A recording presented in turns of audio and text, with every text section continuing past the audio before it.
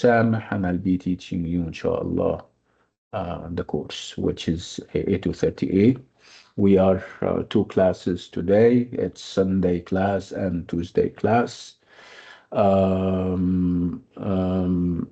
Let's You have done with the Sunday people. I started the introduction. I spoke about the age, and I spoke about the philosophy of the course. What is it that we're expecting from you, and what is it that you may be expecting of us? And then we proceeded to Othello. I understand that you also started with Dr. Mustafa, and he gave you, he furnished the background of the age, right? Let me address the Tuesday people, right? Did Dr. Mustafa Yes. speak about the background? And yes. Yeah. Yes, like an Okay. introduction. Yeah, Yes. that's interesting. So this is where we're starting. I'm not going to bother you with the introduction again because it's going to come yani again because we're going to link the background to the plays and to the other stuff. Okay, very quickly. Let's address the procedural part and then move on to substance. And what do I mean by procedural? Procedural has to do with you attending on either Sunday, if you're Sunday, or Tuesday.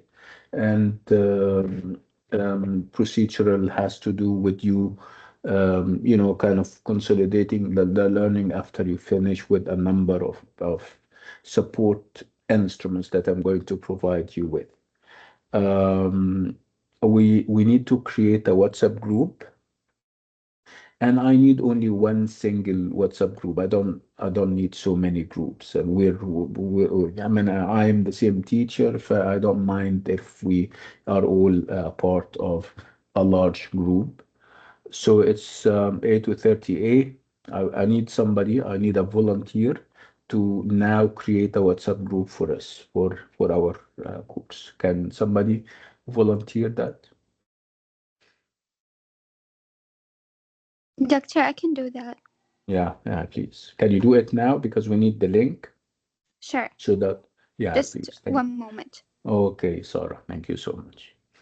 Um, and I would like you to also add me, and I'll write. You'll see my number now.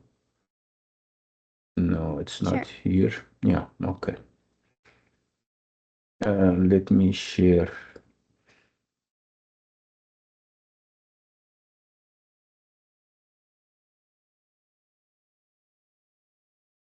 So I'm sharing my slides. Can you see them now, guys?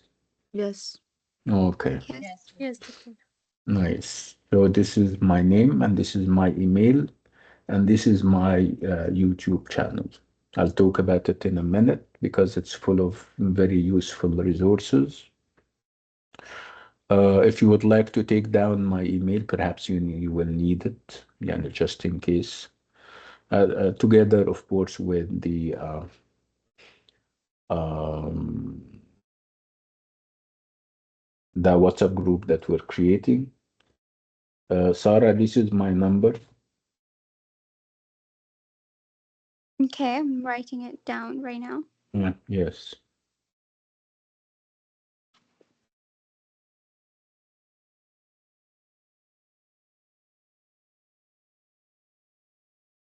Okay, done. I got it.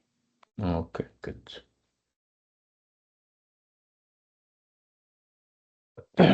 Okay, right. Again, I'm saying that we have tons of resources on my YouTube channel. I've been teaching this course for quite some time now, and I thought it would be a good idea if you guys, have access to it and go there, perhaps to prepare or to consolidate knowledge. You either prepare for the class ahead, or after you finish the class, you may go and also check it for yeah, the videos and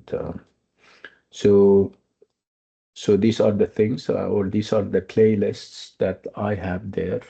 You don't have to check the rest. Okay, so let's, for example, try this one.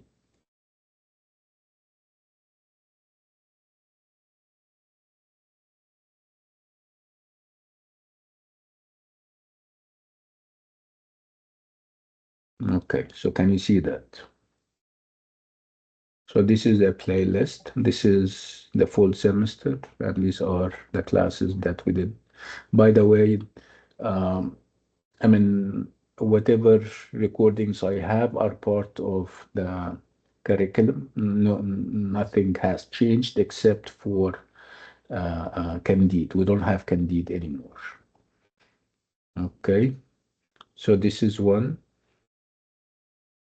Um, the other one is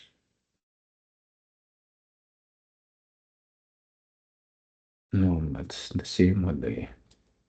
Yeah, yeah. Obviously, I have. You know, they are different. It's very strange. Let me see. Let me try again and see what will come out. No, it's yeah. I have another playlist anyway, and here we have a third one.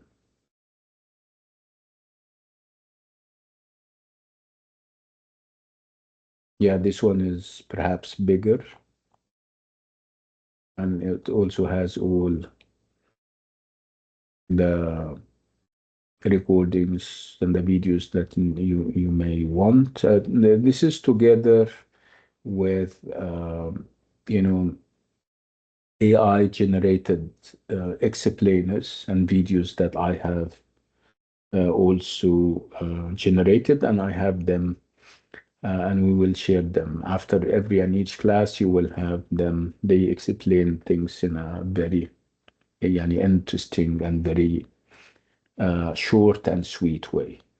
So these are resources that you don't want to miss because يعني, they are really nice. You're going to like that. Okay, so let's get started very quickly. Yeah, go ahead, yeah, Sarah. Doctor, Yeah, I just made the group and I can share the okay. link. Yeah, please share it on the chat area.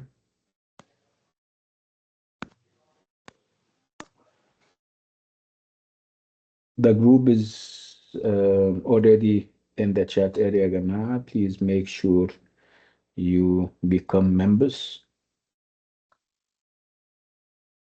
Okay, good. Thank you so much, Sarah. You're welcome.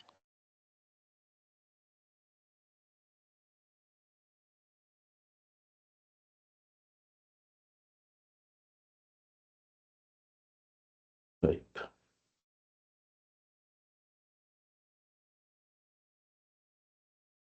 Again,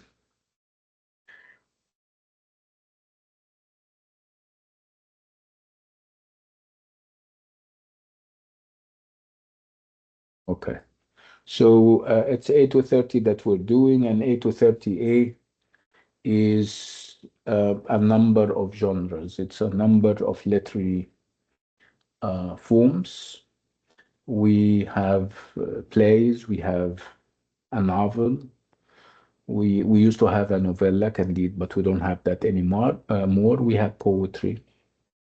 So these are the things that we're doing to get at different genres. We're starting off, like I said, with plays, and then we move on to poetry, and then we end up with a novel. So these are different genres, and by now I think you know what distinguishes them from each other.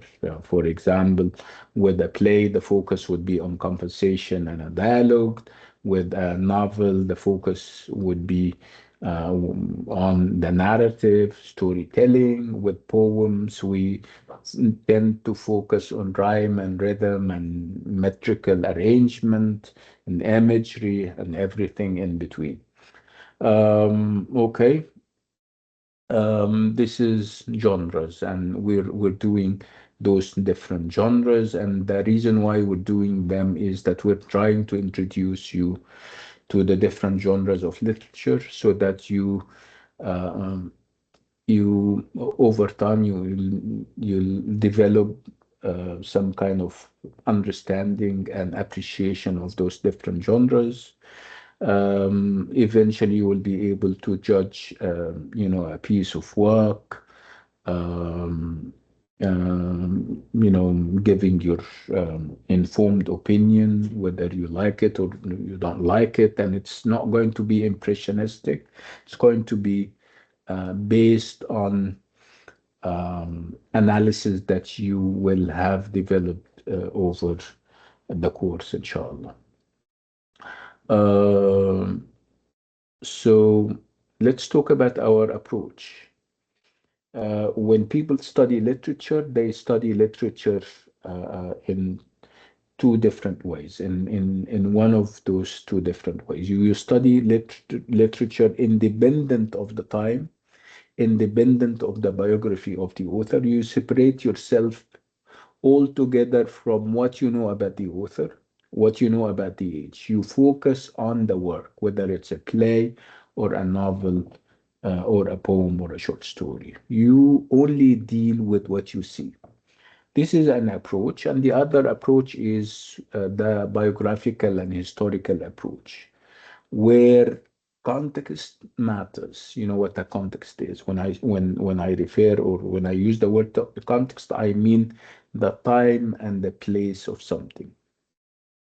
So with the traditional approach, and obviously this is the approach that we're embracing and adopting, it's this traditional historical approach where before we do the work, we delve deep into the background of the age.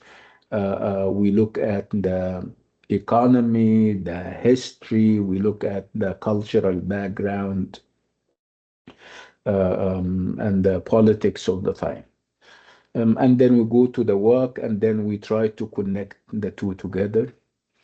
And this is actually what we're doing. We are embracing the biographical and the historical approach. That's why last time I did a bit of digging into the background, and Dr. Mustafa did the same thing. So where do we start? Do we start with the Elizabethan age? Yeah, we can always start with the Elizabethan age, but starting with the Elizabethan age wouldn't be sufficient, because we need to go a little bit further back so that we can compare the Elizabethan age to what came before it and see how different the Elizabethan age is.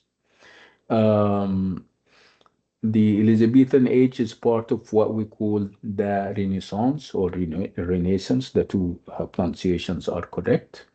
So the Renaissance is that movement, that cultural and educational movement that started perhaps late 12th century, early 13th century, and it started in Italy, and then it went to the different parts of Europe. So again, the Renaissance was a reaction. So reaction to what or against what? The people of the Renaissance wanted to kind of liberate themselves from the dogmas of the Middle Ages. The Middle Ages or the medieval period was a time, a backward time. Backward means that it wasn't developed.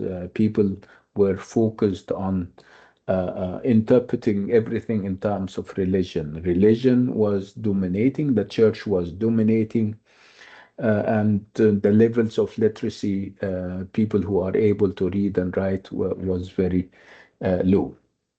So in an atmosphere like that, you don't have human flourishing, you don't have development, you don't have advancement in technology or in science. So the Middle Ages is a decadent متخلف يعني is a decadent backward time where there was no science in the normal or modern sense of the word, no technology, no development, and again, people were for the most part illiterate and ignorant.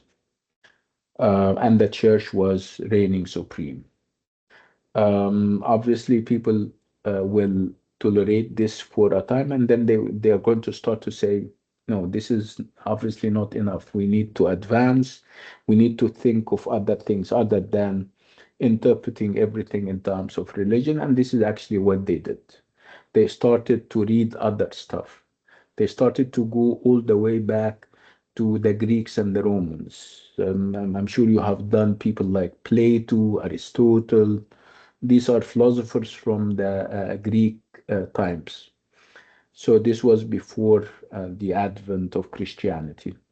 So those pagan philosophies were very advanced. If you still remember the philosophies of Plato, the philosophies of Aristotle, and Socrates. So people in the Renaissance went all the way back to the ancient Greeks and Romans, and they started to read their work, whether it's philosophy, whether it's physics, science, literature, even, and so on. So they educated themselves in the works of the ancient Greeks and Romans, and they started their own. They started to advance, they started to move beyond their borders as Europeans. They went all the way to other places to explore them. And when you explore places and you go there, yeah, and discover those places, you come with gold and money. So they started to become wealthy and rich. So obviously life changed. So we're done with the again Middle Ages, where obviously there was a great deal of ignorance, and then we're moving towards the Renaissance, and under the Renaissance you have the time of Queen Victoria the First. Uh, um, um, we call it the Elizabethan age, and this is the age that we're starting with. Again, the Elizabethan age is different from the Middle Ages, and then Elizabethan age is more advanced, is more progressive, more educated, and so on, more interested in the different arts. What kind of literature was available in the Middle Ages? It was a very basic kind of literature. Remember, people were not very highly educated, so you cannot address them using very advanced forms of literature. The only literature available at the time was what we call morality plays, and those are plays that were based on the idea of morality. The church wanted people to know how to behave well. So they had those plays, whether they are morality plays or mystery plays, and the focus was on teaching people how to behave and how to act in a moral way. Obviously, people were not able to read and write, and this was the time before the invention of the printing press. So having a book or writing a book would be a big deal. They cannot afford it, and people were not very educated. So that's why plays were the best thing, and the only or kinds of plays were the morality play and the mystery play. So let's move forward, move to the Elizabethan age, where obviously we have development and advancement intellectually and also in terms of wealth and money. And Queen Elizabeth the first was also, like I said, was also educated, and she used to encourage, artists and poets and playwrights to write plays and to show their creativity. So the form of choice, the form that everybody was using at the time, and I'm talking about literary figures, it was the play. So plays of all the other genres, and there, of course there was poetry, but people were not very interested in poetry. Novels were not invented. The genre that we now call novel wasn't invented. So drama was number one. So it was the number one choice for both the audience, for people. and also for literary figures like Shakespeare, like Christopher Marlowe, and others. Um, and of all the forms of drama, the writers used to write tragedies. Again, because tragedies were very complex, more nuanced. It's not simplistic, and it's not simple and naive like the morality plays. It has human feelings and emotions and complications and a lot of nuance and a lot of buoyance to it. Um, so the tragedy was the form of choice when it comes to drama, and drama was the form of choice when it comes to the Elizabethan age. So how much do we know about tragedy and what's a tragedy? Can I ask you, do you know what a tragedy is? Remember, you have done Dr. Faustus, right? And Dr. Faustus is a Downfall. yeah. Yeah, you're starting from the end. So it's the downfall of a great man, right? This great man is exceptional in everything except for the fact that he has a flaw. Flaw means a weakness. Nobody's perfect, subhanallah, right? You can be a leader, you can be a genius like Dr. Faustus, if you still remember. You can be a great individual, a prince like Hamlet. You can be a great military leader like Othello, but you have a flaw or a weakness. And this flaw or weakness is going to prompt you to make a number of errors and mistakes. And one of those errors is fatal, is deadly, and it causes your downfall at the end. So as you can see, this is a very tragic trajectory where we're moving from fortune, being happy, being lucky, to misfortune, being um, miserable and meeting a very tragic end. The tragic hero dies tragically at the end. Okay, so this is the trajectory of a tragedy. So this is what we call a tragedy, and the plays that we're having, whether we're talking about Othello or the Duchess of Malfi, are tragedies. Okay, so what kind of tragedies? Because we have two different types of tragedies. We have what we call Greek tragedies and Elizabethan Shakespearean tragedies. So obviously, because we're doing Shakespeare, the tragedies that we're doing are Shakespearean or Elizabethan tragedies. So how different are they from Greek tragedies? In Greek tragedies, so the Greeks came before Christianity. So people were pagan and polytheists. They used to believe in so many gods, and the gods of the Greeks were, you very anthropomorphic in the sense that they used to behave like human beings. They hate, they take revenge, they they pick up on people, they do all types of things. Obviously, this is not the God of Christianity and Islam. These are monotheistic religions, Adyan Tawhidiyya, where obviously God is not like a human. He doesn't behave or act like a human being, right?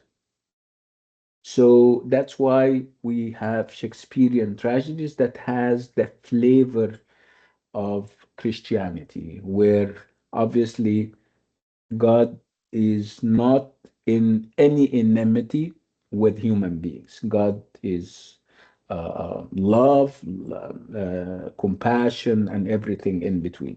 So that this is the link, or perhaps the difference between Greek tragedies, where obviously there is this kind of rivalry between human beings and the Greek gods, and Elizabethan and Shakespearean tragedies, where um, obviously God is not part of this kind uh, uh, of what happens to the character. The character has free will and he chooses to behave the way he behaves, and obviously whatever consequences that come out is the whole the whole responsibility would fall on the character himself or herself for that matter. Um, so this is perhaps the difference between Greek tragedy and Elizabethan Shakespearean tragedy. With Greek tragedies, we don't have much of a free will, but with Christian Shakespearean Elizabethan tragedies, the tragic hero is fully aware of what he's doing, and if something bad happens to him, it's his own responsibility. Okay.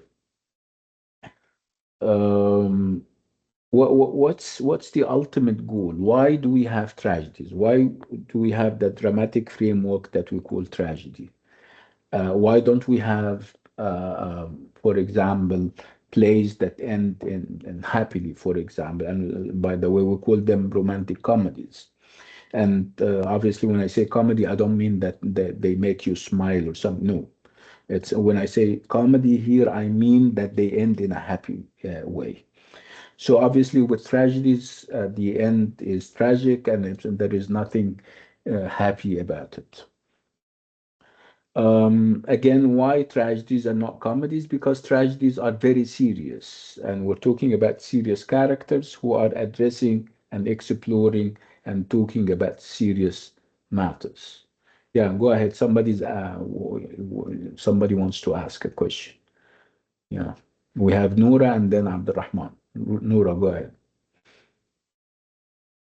No, I answer why have a tragedy because is to teach moral lesson, to show human awakeness and create emotional. Yeah, this is partly at the fact that um, you know the tragic hero is an example. Okay, the tragic hero is a human being like me and you and pretty much everybody else, right? So the lesson here would be that you yourself get scared. You have those feelings of pity and fear. You feel pity for the character, for the fallen character, because you're a human being like him. So, and then you feel fearful that you may have the same destiny, the same fate. Perhaps you get tempted and you do like he did, and you also eventually fall. Okay, so these are the moral lessons that Noura may be talking about. Yeah, Abdurrahman wanted to say something. Teacher, please let me know how can has the the quiz what time after that? The what? The quiz? Yes. No, let's not talk about the quiz now. This is procedural. We'll talk about it towards the end of the class. Remind me to talk about the quizzes and the assessments, ya Jamaa, at the end. Let's just focus on substance. We're now talking about tragedies and why we're having tragedies and not comedies or any other form. And again, because we're talking about very complex issues. We're talking about governance. We're talking about relationships and connections between and among people in the Elizabethan age. We're talking about people moving from one country to another, from one continent to another, and this complexity of relationships, as we're going to see in Othello. We're talking about social orders. We're talking about giving people lessons in how to obey and follow the law, and what happens if you don't. Okay, uh, Okay, but because of because of those serious issues, we're having the form that we call tragedy. yeah, okay, Uh, teacher. I can add. uh, what what is what today unit LMS where do I can do homework to do. I said we'll talk about homework. We'll talk about assessment at the end of the class, not now. Now Uh, we're talking about substance. We're talking about what matters most. substance. What matters now is that Mm, you understand what we're saying, and then mm. we can always talk about assessment and quizzes and exams, inshallah. Right, let's go back to the ideas that the tragedy is going to contain. Ideas like what? Okay, teacher. Thank you. York. So what if we go and study the Elizabethan age, if we go Uh, and study, teacher, I can leave. why, Abdurrahman? You have Uh, work, you have something else to do, yani? Yeah, maybe I want to do. I am busy after a while. Right. I have busy from Right, after we'll talk about the 2 minutes. assessment. Before you leave, we'll talk about the assessment for 5 minutes, and then if you want to leave, that's fine. Yeah, Gama, the assessment is, yani, like every semester, you have 100 marks, you have 50 marks before the final, and you have the 50 marks of the final exam. So let's talk about the pre-final quizzes. What do we have? We have a number of activities that we call in-class activities. Okay, this is out of 8, and then you have 2 marks for attendance and engagement. So this is the first 10 marks, and then you have another 10 marks for an essay writing quiz that you come to the university for. So the second quiz is a writing quiz. Okay, and it's out of 10, and you come to the university to do it. It's campus based, which means that you have to come to the Sorry, university. doctor. This is So quiz one or two? no, I'm talking about quiz 2. Quiz 1 is online, Okay. and we call it Okay. we Okay, we teacher. call Thank it you. okay, we call it in class activities. Okay, it's out of 8 marks, and then 2 more marks for attendance and participation. This is 10 first quiz, and then the second quiz again is out of another 10, and it's essay writing, and you do it at the university. Okay, and then you have the midterm exam, which is out of 30, and also something that you come to the university for. And then you go to the final exam, which is out of 50, and again, it's something that you come to the university for. This is basically what the assessment and evaluation is all about. Okay, so let's go back. So again, we're talking about the issues, serious as they are, that prompt writers to use the dramatic form that we call tragedy. We said that the tragedy as a form is a very serious art. Okay, and so you cannot have silly issues using tragedy. So you need to have, uh, um, issues and topics and subjects that are as uh, um, serious. And what are the issues or the hot issues at the time during the Elizabethan age, and even after in the Jacobean time? You have ideas that have to do with order, social hierarchy, your place in the world, your place in where you live in the country or the state where you live. What is your place? So there was this idea that we now call the chain of being, the great chain of being. Okay, so people thought, or philosophers thought, of the world in terms of a chain. You know what a chain is? When you have a chain, you have links. Okay, and you have it's more or less like also a ladder. You know what a ladder is? Sillim. With ladders, you have steps and you have levels. And of course, you have people on top of the ladder, and you have people who are in the middle, and you have people who are at the end. So you have a great chain of being.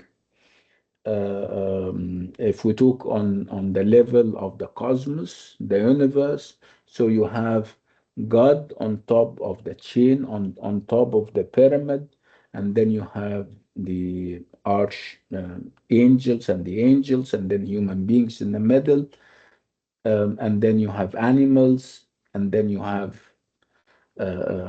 stones and dust and everything. So this is the great chain of being, and then you have corresponding chains that are on a smaller level. You have this hierarchy in society where you have the ruler. You can have a king or a queen on top, and then you have the nobles, and then you have perhaps middle class people, and then at the bottom of the ladder or the hierarchy, you have common people, low-born individuals. And then in terms of races, you also have a hierarchy where on top you have Caucasians or white people, and then you have yellow people, and then at the bottom of this hierarchy, you have black people. Okay. So these are the corresponding and the different chains that we have, the different hierarchies.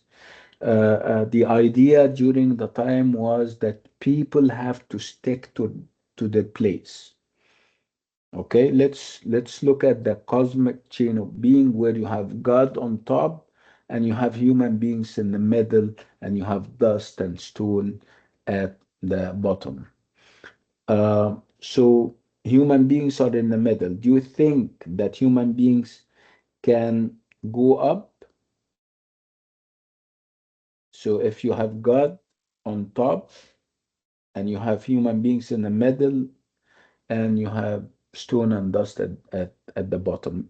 So human beings can, and my question to you, can they go up? No. No, because No, I mean that place is occupied by God. You cannot be another God. And this is obviously the error and the mistake of somebody that we're too familiar with. Who is this guy? Who wanted to be another God? like Dr. Faustus. Absolutely. Dr. And Faustus wanted to be another. Was it acceptable? Did he get away with it? No. Absolutely. What no, he's happened to not. him at the end? He was punished severely. He He's was died. thrown into hellfire at the end. He was cursed and damned, right? So this is what we call transgression. So this is violation of cosmic laws. Cosmic laws tell us that you have to stick to our places in this great chain of being. Okay, so leave that and go to the state, to the country. Okay, what do we have on top? You have the king or the queen. Okay, and then you go down, you have nobles, and then you have middle class people, and then you have people at the bottom, lower classes.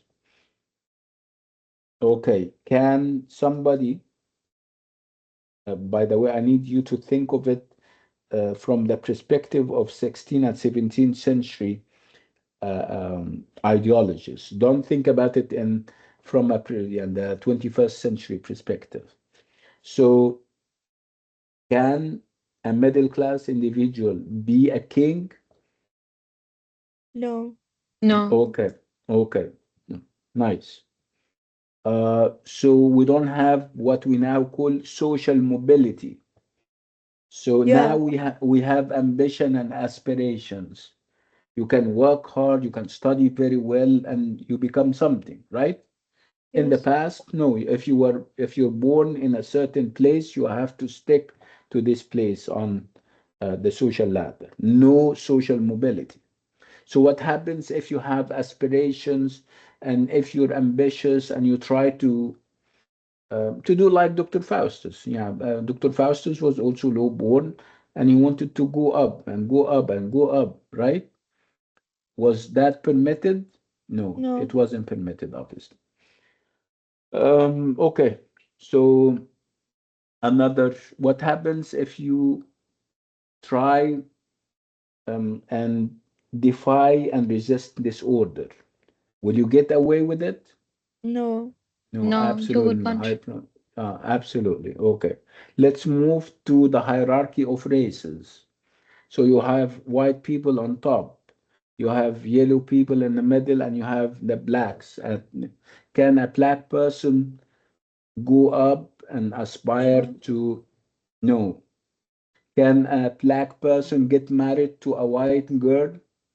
No. No, No. So what happens to him if he does that? Will he get away with it? No. I promise you he won't. Right? So these are the hierarchies that we're dealing with. Okay, let's apply this to Othello. Do you know what Othello is about?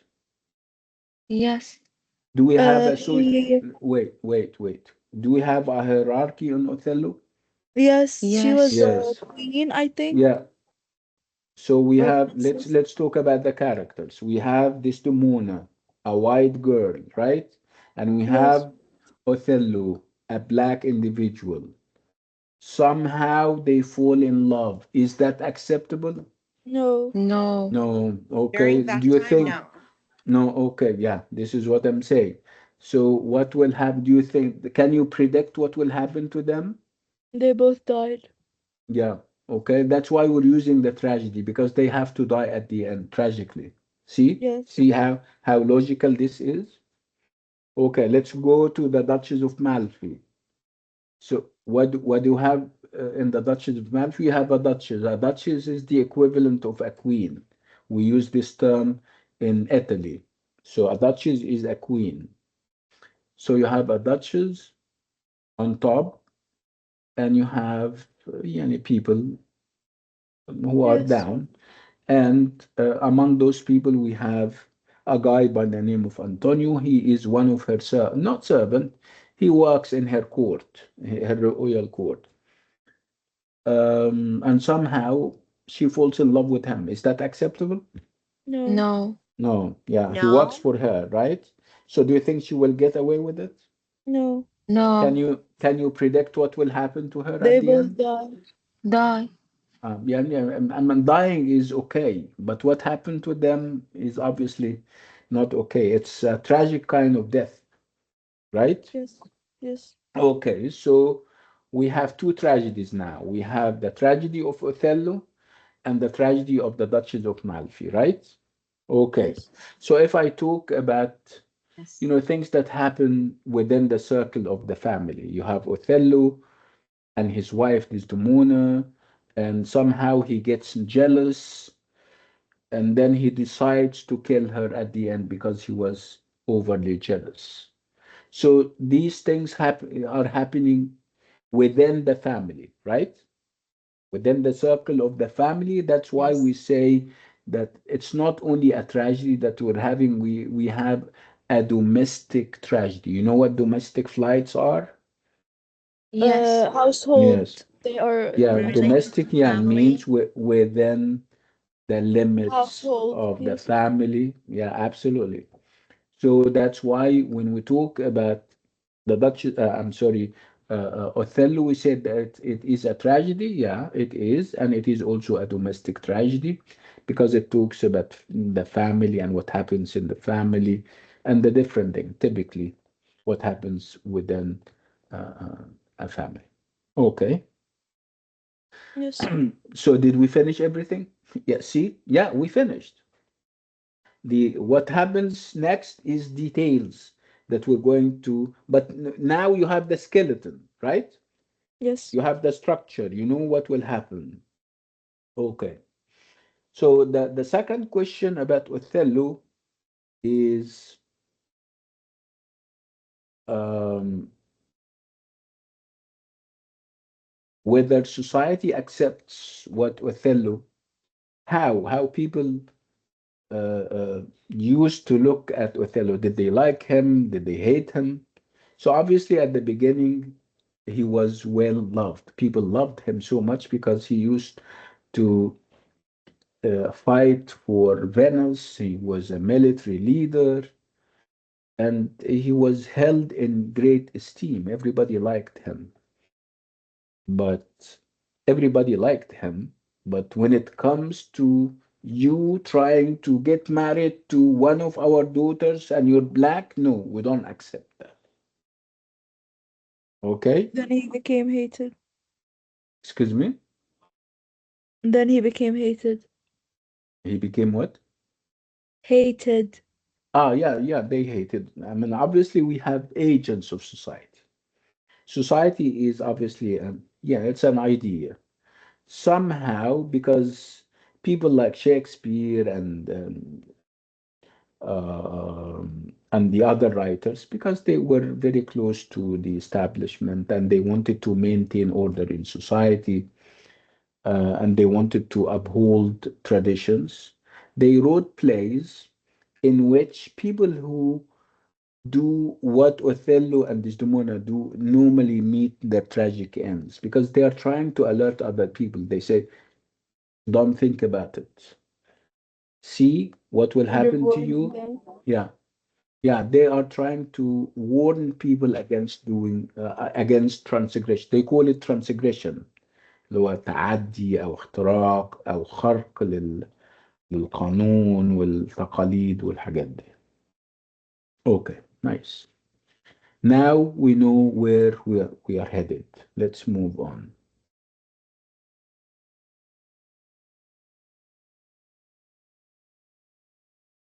Okay, so I'm not going to uh, dwell more on that. So we're doing Renaissance drama, like I said, and more specifically, we're talking about the treatment of love and death in Elizabethan and Jacobean drama through two representative plays. Now you know what these plays are. We're talking about Othello, and then we'll move on to the Duchess of Malfi. Again, the framework that we're using, the dramatic framework that we're using is the framework of the tragedy, where you have a tragic hero, you have a protagonist or a hero who moves from prosperity, from being lucky and happy to adversity, adversity being unfortunate, being desperate and sad, and everything bad in the world happens to him. So you have this whole trajectory between being prosperous and being unlucky. Obviously, lots of things happen. What happens? We have what we call error of judgment. The character or the tragic hero is, like I said, is very exceptional. It can be a genius, can be a noble, and everything, but he has a flaw like all of us. He has a weakness, and that would kind of trigger him or kind of prompt him to make errors, and one of those errors is fatal. Uh, that's why he will eventually die tragically. So obviously, we're talking about Othello, and we're talking about the Duchess of Malfi. So what do the two plays have in common? Both of them are tragedies, Both like I are said. tragedies. Yes. Both have characters who marry beneath their rank and status, right? So if we talk about Othello, you would have Desdemona, the white girl, getting married beneath her status. Obviously, she's white, and if she wants to get married, she has to get married to a white individual like herself. How about the other lady, the Duchess of Malfi? She She's a gets queen. married beneath her rank. She's a queen, and if you are a queen, you get married to a king, get married to a noble individual, not to your steward or your assistant. Who do we have here? This is our guy. Hello, Othello. This is Othello. As you can see, he is not very white, right? Where is he? He is in Venice, and Venice is in Italy, right? What color are they? Are they as black? No. No, they are White. white. No. No, they are White. white. He's going to go and he's going to work for them as a military leader. And again, they are going to like him very much, except for the fact that, yeah, he cannot marry one of them. And if he does, obviously, this is a big mistake. These are all variations on the guy. Okay, what do you think of this? What's this?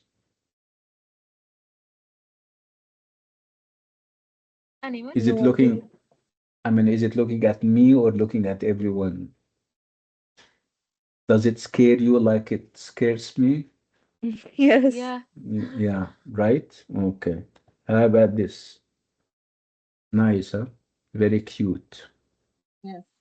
Yes. Okay, so if we have this image, verbal image, that this is getting married to this, what do you think? What is the writer trying to say? Compatibility? Do you think they They're are both compatible? They goats, are, or they're both whatever yeah, that is.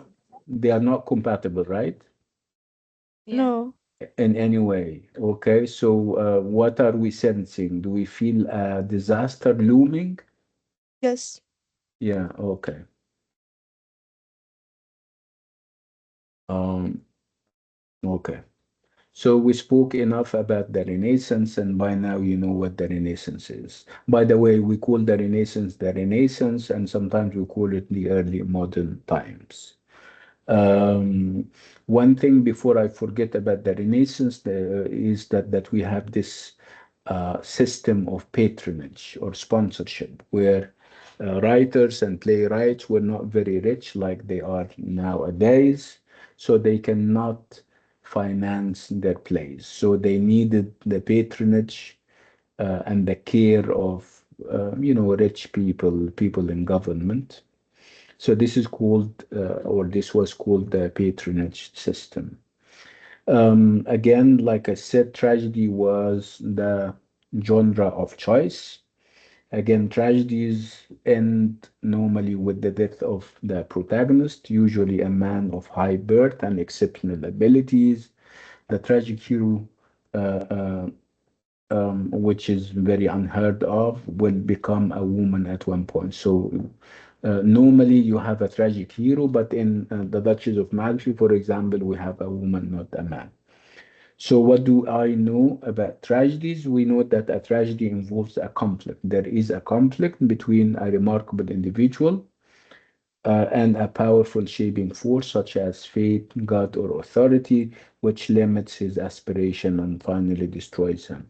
Can you apply this to Othello? A Yes. tragedy has or Yes. involves a conflict.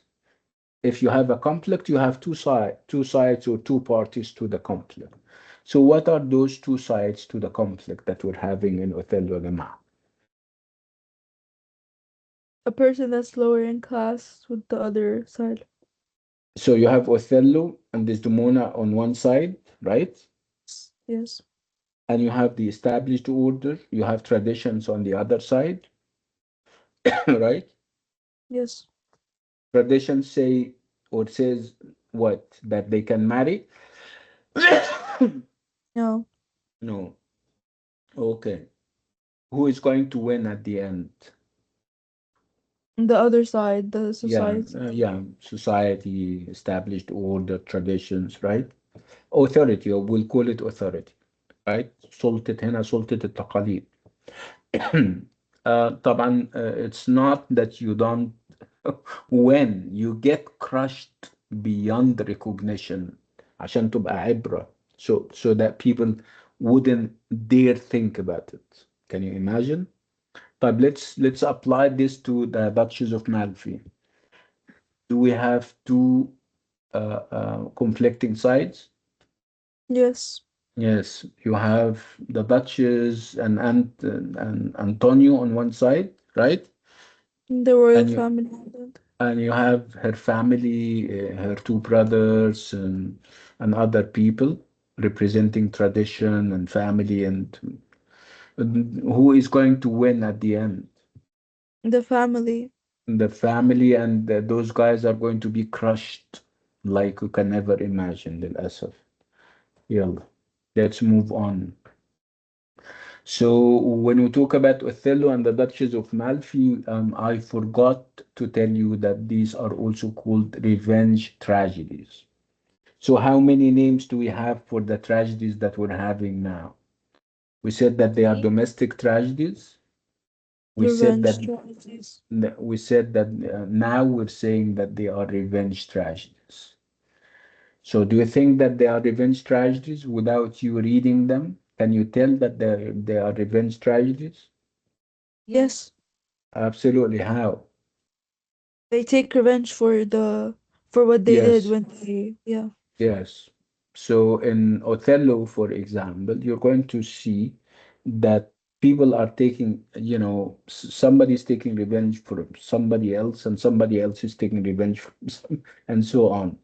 If we think of revenge in Othello, for example, you'll see that um, we have a character by the name of Iago.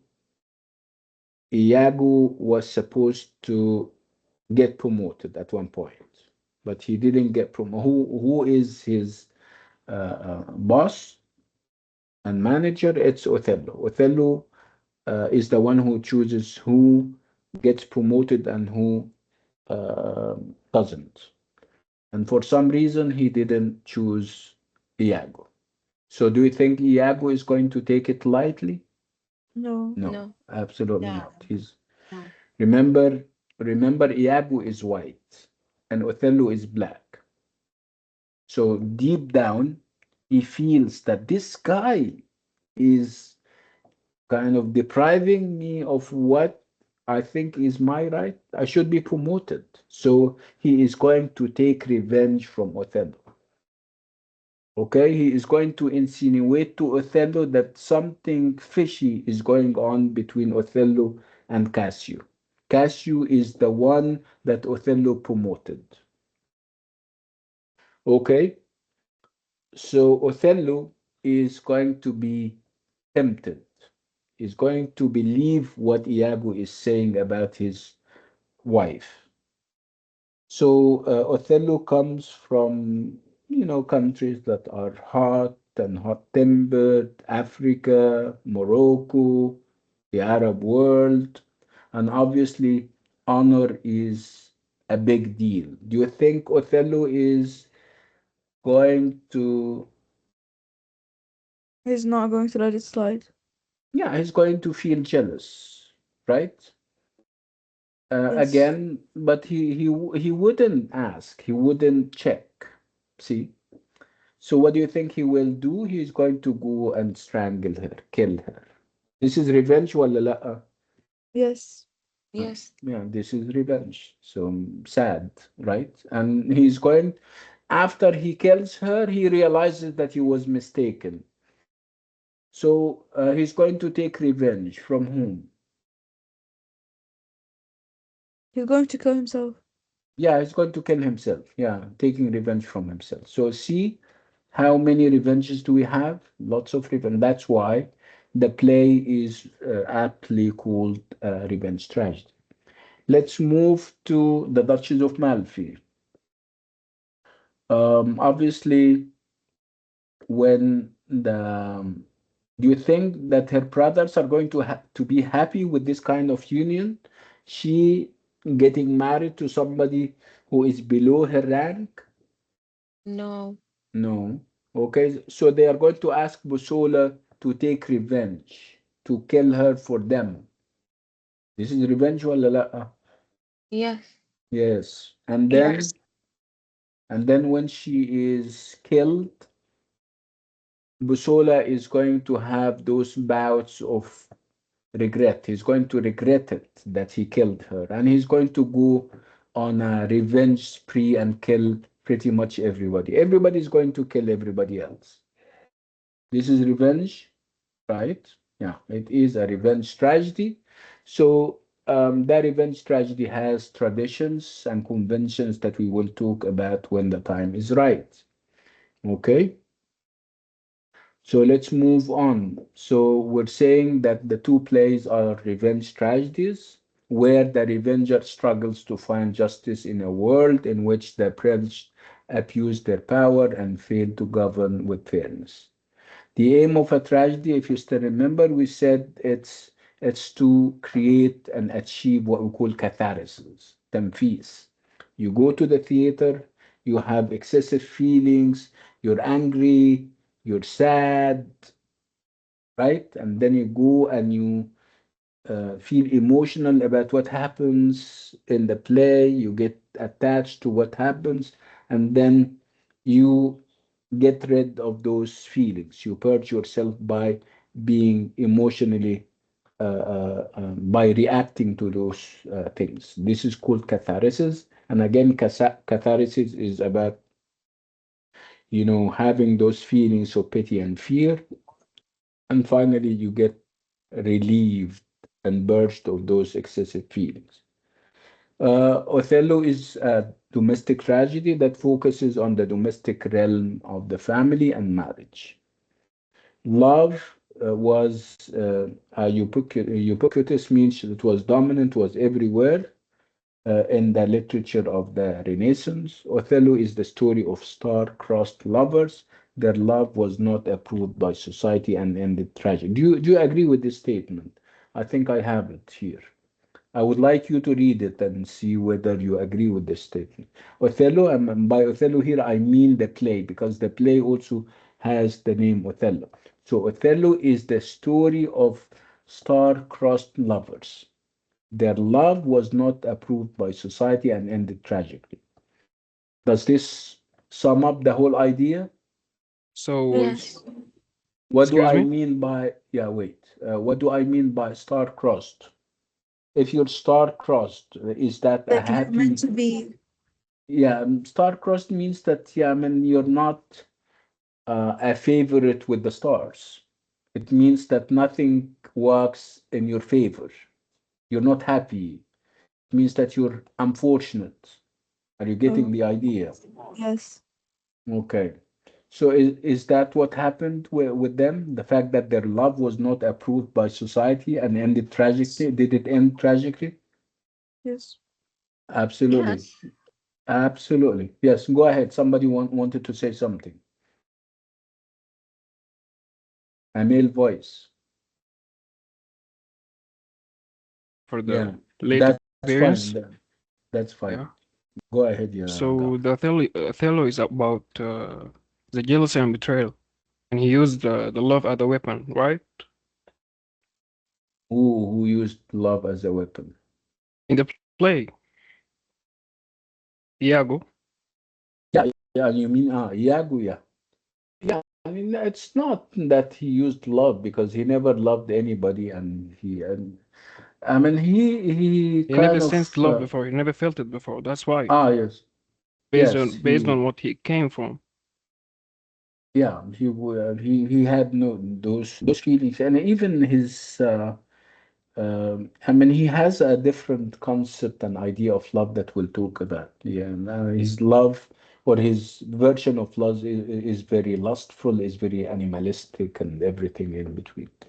Yeah, he is going Right. to Thank you. sense that Othello has this weakness, the fact that and this is obviously a stereotype that he doesn't have the balance that everybody in Europe has. The fact that he comes from Africa, you know all those stereotypes about Africans being hot-blooded and Correct. yani, Correct. obviously jealous. Yeah, we'll talk about that inshallah when the time is right. Let's move Thank on. you a lot, doctor. You're welcome. Again, we're talking about tragedies, and with tragedies, where the focus would be on upper classes, and marriage in those classes was a political and economic transaction. The desires of the bride and the bridegroom meant very little. Yeah, this is true. The fact that uh, marriage was Teacher, yes. I can read, please. Yeah, go ahead. You wanted to leave. That's fine. That's fine. Yes. Yeah. Um. ماشي يا عبد Uh, الرحمن um. well, the fo- the focus the the goal the goal conflict happens happens inside the marriage of Othello and Desmona. ماشي جميل. What did By you the say? way, if you would like to come and attend with us on Sunday, like I told you, Jamaa, after I finish from here, inshallah, I'll send you an email and I'll give you the link of the other class. Feel free if you would like to attend the two classes. I don't mind. If you would like, if you have an emergency on, for example, on Tuesday and you would like to attend on Sunday, that's fine too.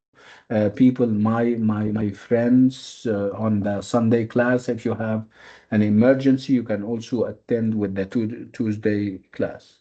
So, yeah, and it's a flexible atmosphere, and I would like you to benefit. Yeah.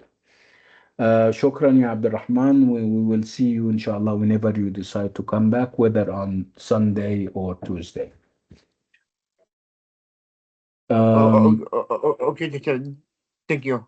you're welcome. مع السلامة حبيبي. ألف سلامة.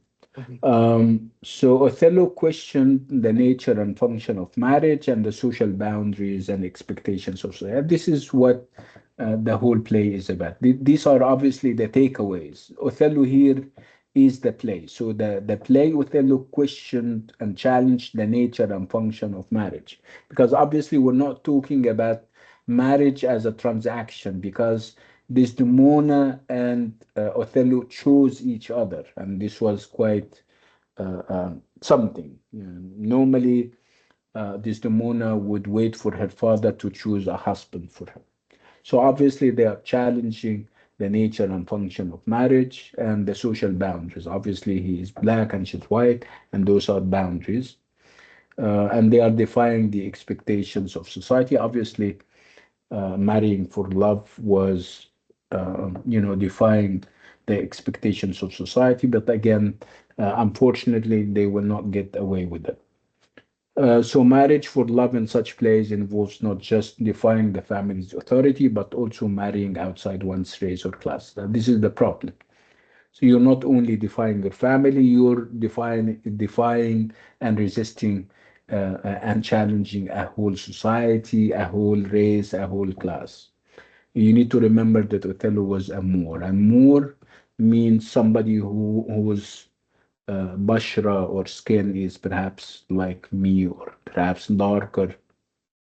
And from countries, they used to refer to people in North Africa, especially Morocco and Algeria, as Moorish. Let's move on. So Othello, guys, that we're doing impediments to love. Obviously, the whole play is full of impediments. What do I mean by impediments to start with? What are impediments?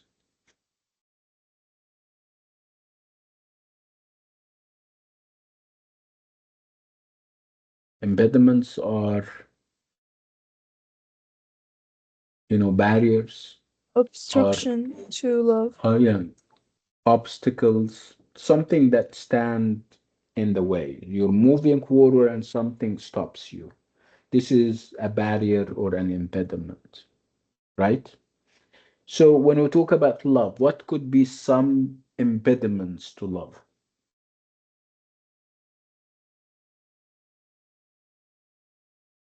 Generally, I'm talking in general terms. So two people falling in love with each other. What could prevent them from taking it to the next level and perhaps marry each other? Family disagreement. Yeah, Family approval.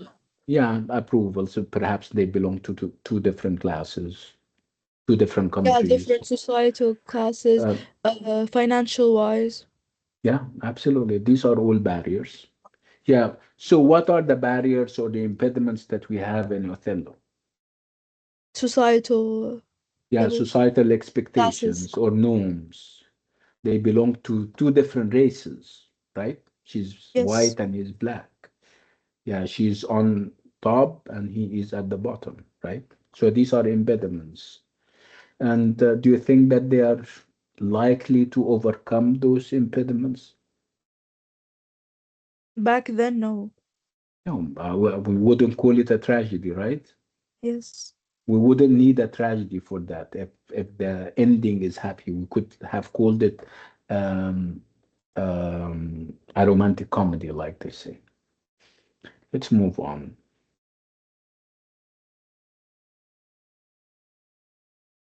Okay. So again, we're doing a tragedy, and the full name of the play is The Tragedy of Othello, the Moor of Venice. So he is a Moor, and like I said, Moors were the Muslim inhabitants of North Africa, especially Morocco and modern day Morocco and Algeria. Okay, so that's why we're saying the Moor of Venice. Okay, let's look at the contradiction here. You have Venice, which is obviously white, and you have Othello the Moor who is black. ايه اللي جاب البحر جنب المعرفش ايه, right? You write from the even the title you can almost feel that we are in for something, right? A Moor in Venice, you wouldn't expect a Moor to be in Venice, given the fact that mobility was difficult at the time. It's not like now you take a plane to Italy in 3 or 4 hours or perhaps less.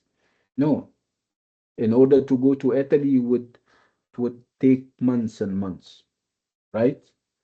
So you can almost sense that Venice, and they have a Moor there, and we're talking about a tragedy about him, and you start to ask questions, right?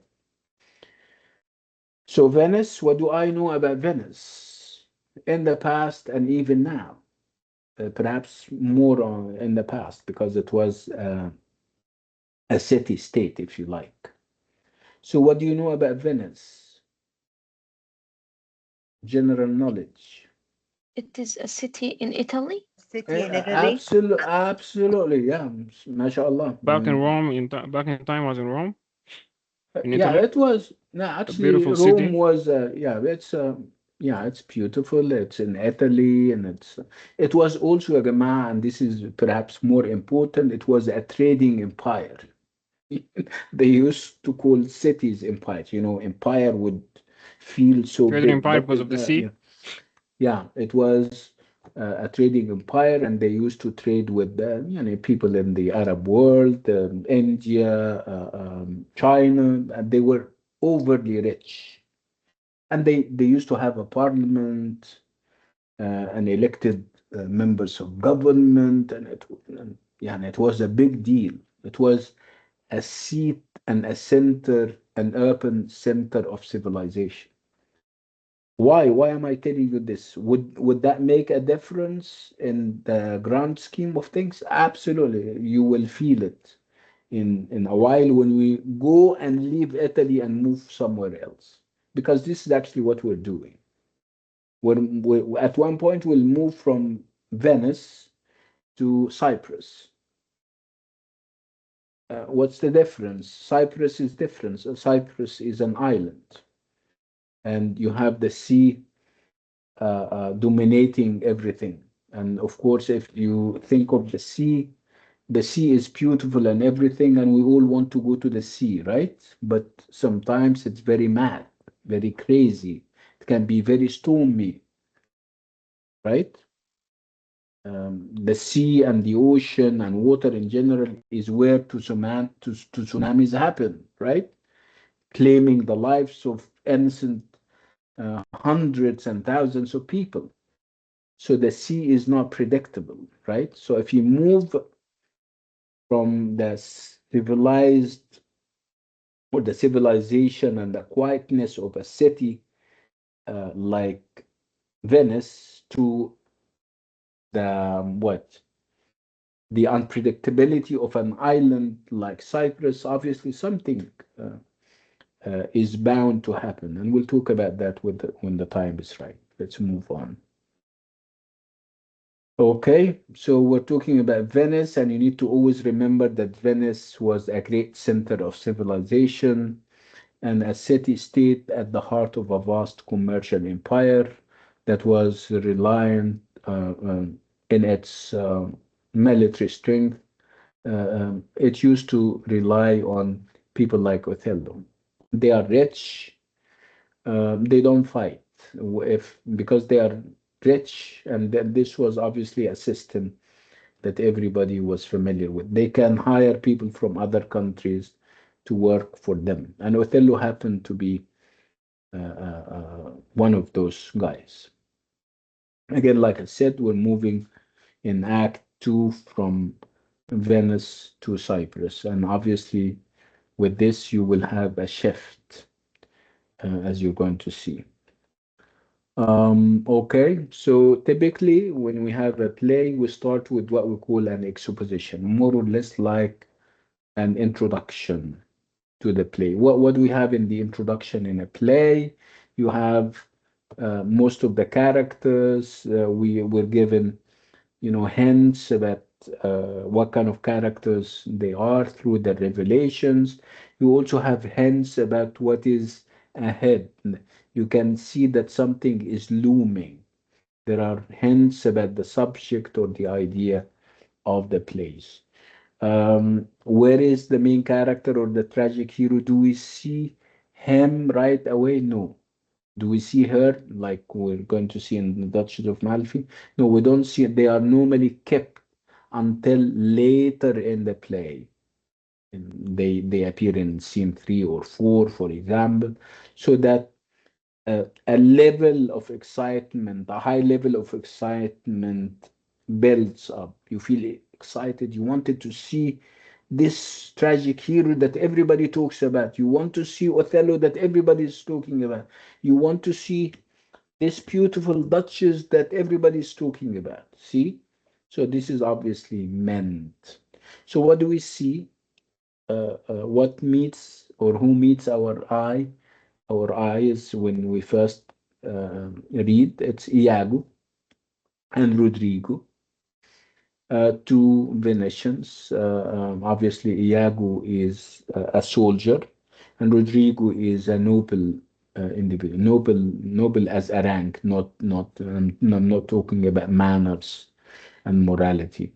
Obviously, Rodrigo has money, and Iago is a soldier, like I said. And from the revelations, we're going to discover that Rodrigo is in love with Desdemona.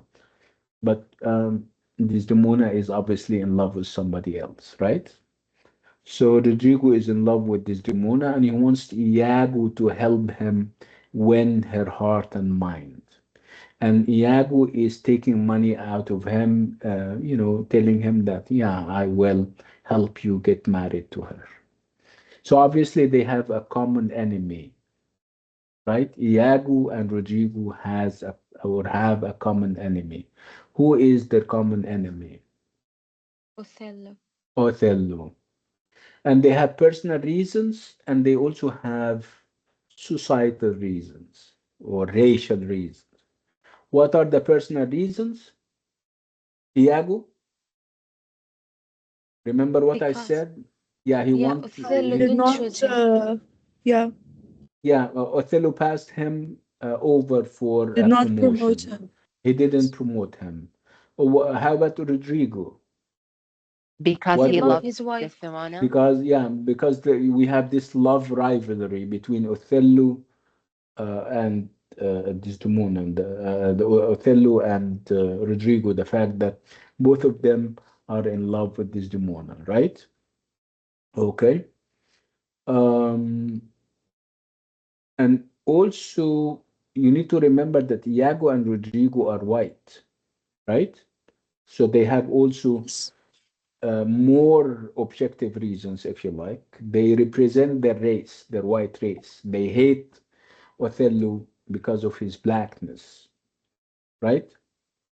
And they're going to start to talk about Othello, and they're going to use very bad language, referring to the relationship between Othello and Desdemona. So Iago's tone with reference to Othello is sarcastic, mocking, and disrespectful.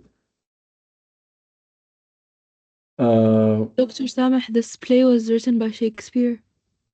yes, yes. Not me, wallah. Yes, I know. Okay. Okay, so lots of references to lots of disrespectful references to Othello, as we're going to see.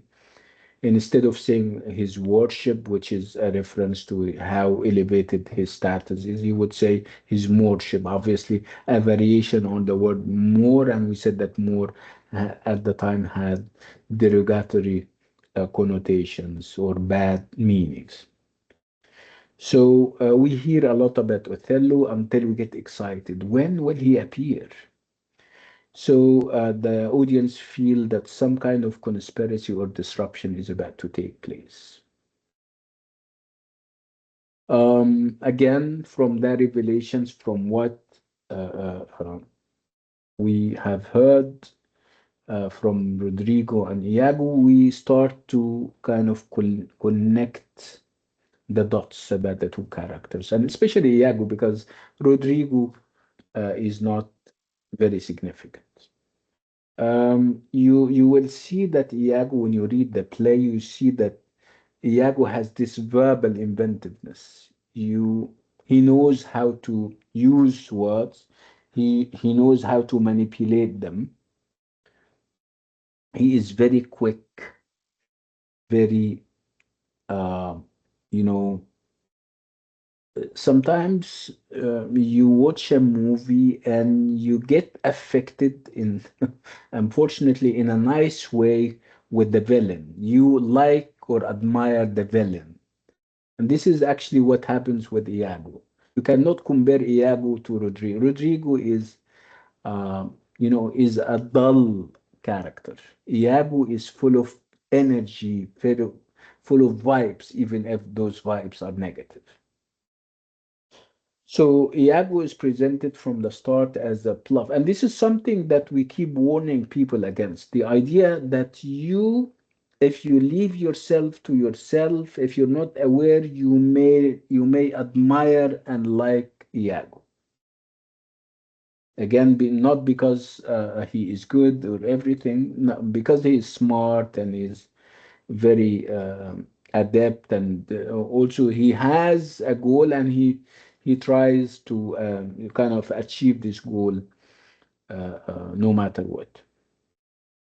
So the audience are led to appreciate, and this is a warning. You shouldn't fall into the trap of appreciating what Iago is about. The audience are led to appreciate Iago's alertness and his readiness to attack those who he believes have been given preference over him. طبعا, obviously, we're talking about Cassio.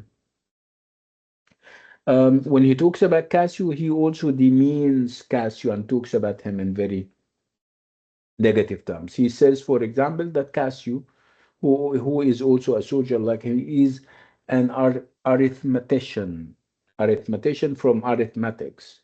So طبعا الحساب والmath والحاجات دي are very abstract, are very theoretical.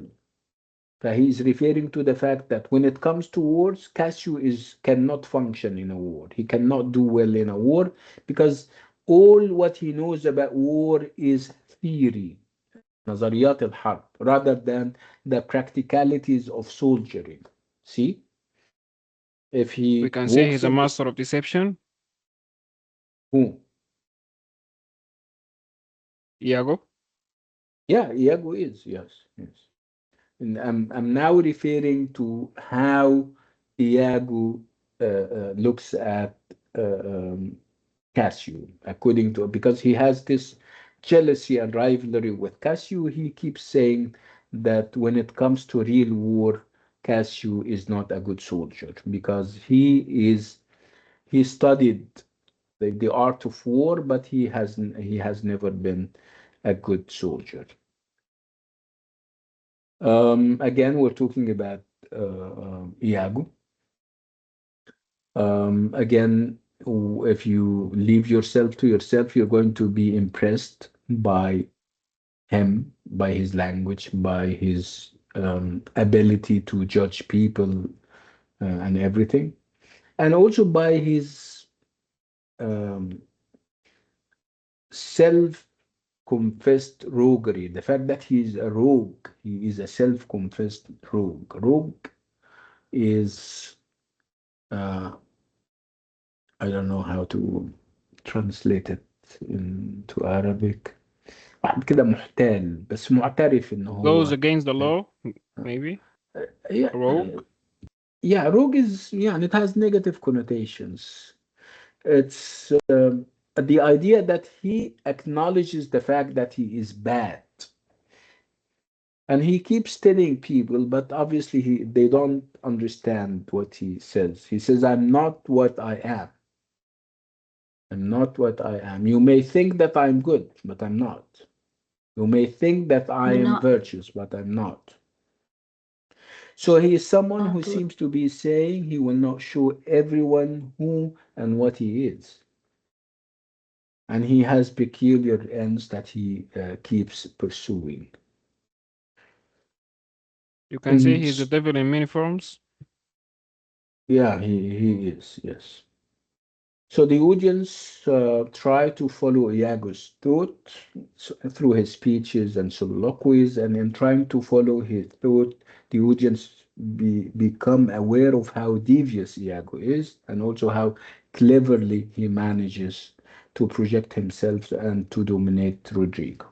I mean, he is very adept and skillful in that, in manipulating people. So he started off with Rodrigo, but obviously he's not going to end there. He's going to even manipulate and deceive Iago. I'm sorry, Othello. Again, whatever he says is whenever he refers to Othello, of course, in the absence of Othello, because he wouldn't dare to say a word in front of Othello. You can almost feel that he has those racist attitudes towards Othello, referring to him as Moor, with the negative undertones of the word, of course. He also refers to him as thick-lipped, people from certain parts of the world. In Africa, for example, their lips are thick, يعني, يعني a little bit fat. Um, and obviously, there is nothing wrong with that. But with people like Iago, this is not yani a mark of good appearance. He keeps repeating that, unfortunately. Um, Again, you need to remember that that play is partly is written in what we call blank verse. It's this kind of verse that you wouldn't feel that it is a verse or poetry, but it is. And if we talk about a play that is written in poetry or verse, you have figurative language. And figurative language is a language that people like Othello and even Iago use. So you need to always remember that whenever you have like a noble character, he only speaks in verse, in poetry. And his language is very musical, his language is very highly elevated. So when this character changes and starts to behave otherwise, to behave in an animalistic manner, if he dwindles in rank, um, I mean, he loses his grip on his language, and instead of using verse and poetry, he uses prose. This happens with Othello. When you see Othello at the beginning, his language is amazing to the extent that people and scholars would refer to his language as Othello music. Can you imagine? They say that whatever he utters is music. But over time, when jealousy gets to him, when he becomes jealous and he kind of doesn't use his brain anymore, obviously he dwindles and he starts to use a prose kind of language that is full of animal imagery, very negative and very bad, and he becomes another Iago. Again, I'm stressing the fact that the play is written in blank verse. So blank verse is unrhymed iambic pentameter. Um, Obviously, we're talking about people like Othello using this kind of meter and this kind of verse. Again, why are we having verse or poetry? Why do we have blank verse? Because those plays are on the stage, and in order for the actors to be able to memorize their roles and their parts, it has to be musical for them to remember. So it is easy to say a line like this so that it sounds natural, because the rhythm is based on the rhythm of everyday English speech. Again, an iambic pentameter line is easier to memorize than a longer line or more complicated rhythm. This would have been very helpful to actors who at the time had to perform, prodigious feats of memory, performing as they did 6 or 7 plays a week. Um,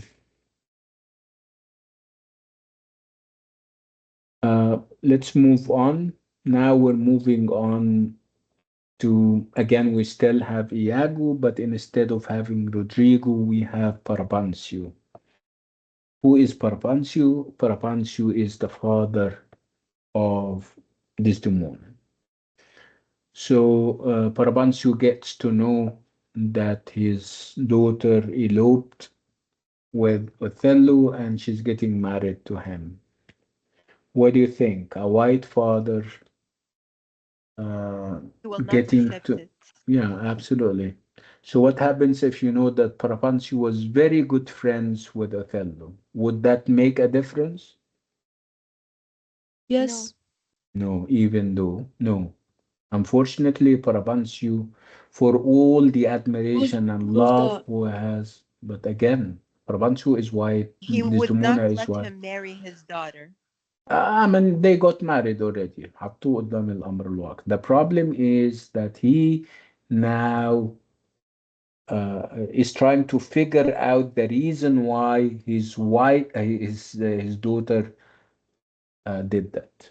And obviously, he's saying he cannot find it in his heart that can be pure love. People falling in love, yeah, I mean, right? No, he would say no. My girl is out of her mind, out of her senses. Or if she's not mad or crazy, this guy comes from Africa, from North Africa, and those people are very good at witchcraft.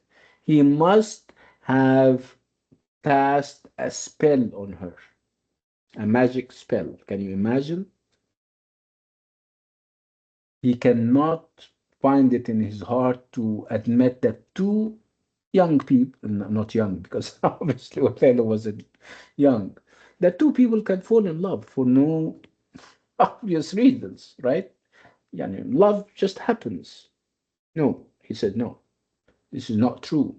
My girl has been um tricked, deceived into this kind of marriage. So again, let's talk about the encounter between Iago and Parapancio. What do you think Iago is going to tell Parapancio? Do you think that he's going to reassure him, and he's going to tell him, That's okay, inshallah, we will find her. She will." What do you think? You Of now course not. know who. Yeah, he's going to anger him even more. Is going to provoke him even more, right? He's going to by telling, manipulating him more, yeah, provoke him more, it's not insulting him it's more. not Yeah. yeah, insulting, but not manipulating, because obviously he doesn't want. I mean, he just wants to provoke him. He wants to kind of turn him against Othello.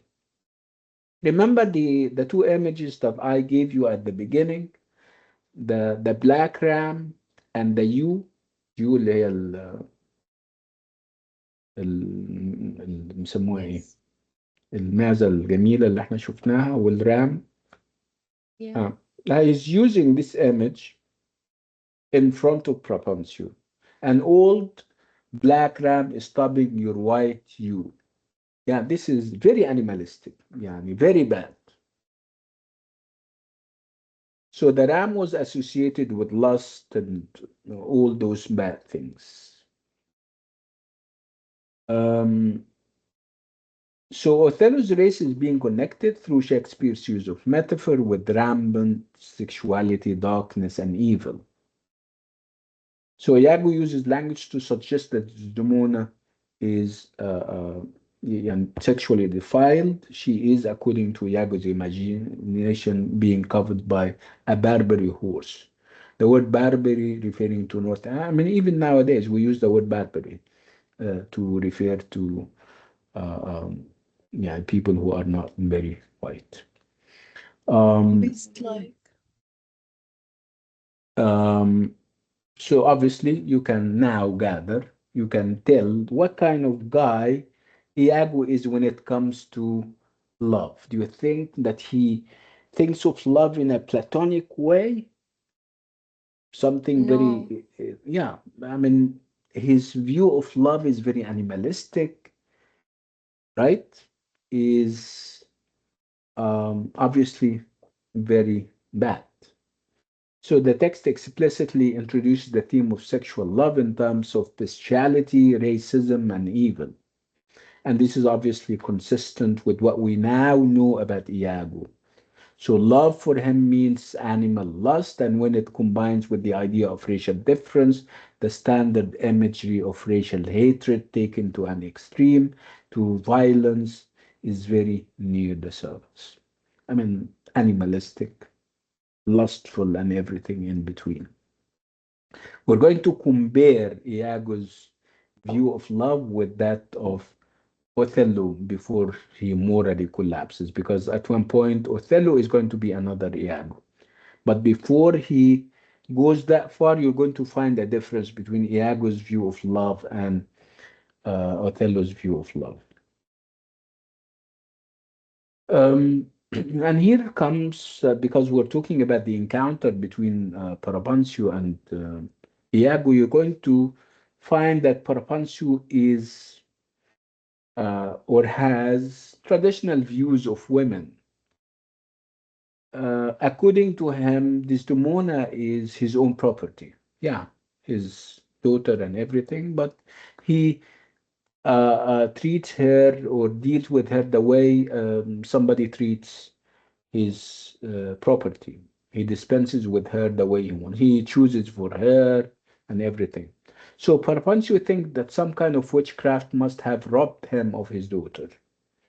So Parapancio resembles the traditional figure of comedy.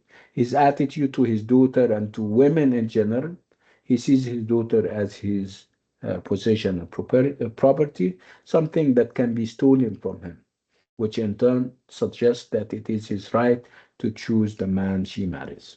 Very unfortunate, obviously. Are you tired?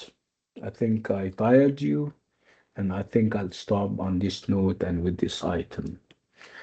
If you guys have any questions, come to the mic and share with us. Yeah, Tala? Doctor, I have a question. Othello is a Moor, but why in some movie they make him wear a cross? Well, because I mean his Muslimness was not. I mean he perhaps he converted when he went to Italy. He converted. Like change his religious? Yeah, he changed his religion, yes. Again, Oh, one way of trying to gain acceptance and to earn acceptance and acknowledgement. But did they like it? Did they accept him? Obviously yeah. no. No, Oh, he no, didn't. yeah. They didn't. I mean, yeah, they accepted him as a military leader, but did they accept him as the husband of their white daughter? No, they didn't. No. No. Mm, Thank you so much. you're welcome. Any other questions? Yeah, Gafar, go ahead. Doctor, I activated my account recently. Can I find the previous lectures on the recorded session? أكيد إن شاء الله. Again, I don't know whether you came a little bit late. By the way, if you go to the chat area, you're going to find a link to the WhatsApp group that we have created. Because I'm going to share the slides and the recordings and everything in the group. Thank you so much, Doctor. You're welcome. Any more questions, Irma?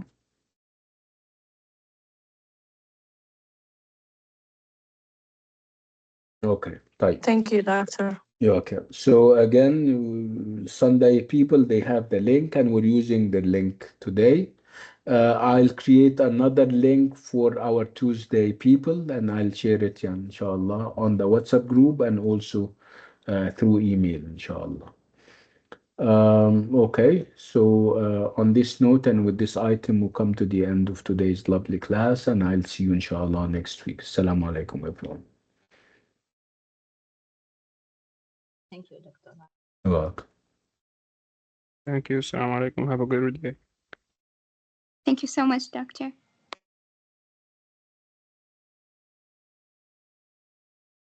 Thank you, Doctor. Thank you so much.